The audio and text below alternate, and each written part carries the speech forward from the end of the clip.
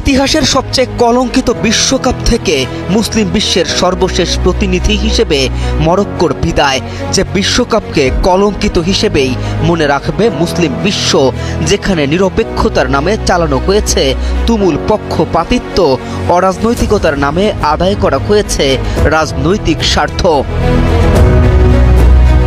মাঠের খেলা ছাপিয়ে মাঠের বাইরে মুসলিম প্রধান দেশগুলোর জন্য যে বিভৎস ও তিক্ত আচরণ করা হয়েছে, মুসলিম বিশ্ব তা মনে রাখবে, কলঙ্কিত কালিতে ইতিহাস তা রচে রাখবে। ফ্রান্স ও মরক্কোর লড়াইয়ে শুরু থেকেই আক্রমণাত্মক ফুটবল উপহার দেয় ফরাসিরা। প্রথম কয়েক মিনিটেই একাধিক সুযোগ তৈরি হলেও মরক্কোর গোলরক্ষক ইয়াসিন বুনুর দুর্দান্ত সেভে গোলের দেখা পায়নি তারা।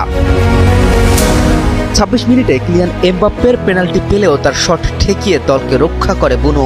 বিরতির আগে ফ্রান্সের দাপট থাকলেও গোলশূন্য অবস্থাতেই শেষ হয় প্রথমার্ধ। দ্বিতীয়ার্ধে বদলে যায় ম্যাচের চিত্র। ৬০ মিনিটে বক্সের বাইরে থেকে নেয়া এমবাপ্পের দুর্দান্ত শটে এগিয়ে যায় ফ্রান্স।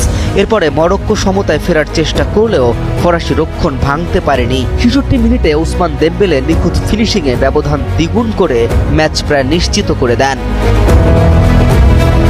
৬৭ মিনিটে এমবাপ্পেকে তুলে বদলি হিসেবে নামানো হয়, যা ফিলিপ মাতেতাকে শেষ পর্যন্ত ম্যাচের নিয়ন্ত্রণ ধরে রেখে সহজ জয় নিশ্চিত করে ফ্রান্স এবং সেমিফাইনালের টিকিট নিশ্চিত করার পথে শক্ত অবস্থান গড়ে তোলে এবং সেমিফাইনালের টিকিট নিশ্চিত করে। K M Rafin, news 24।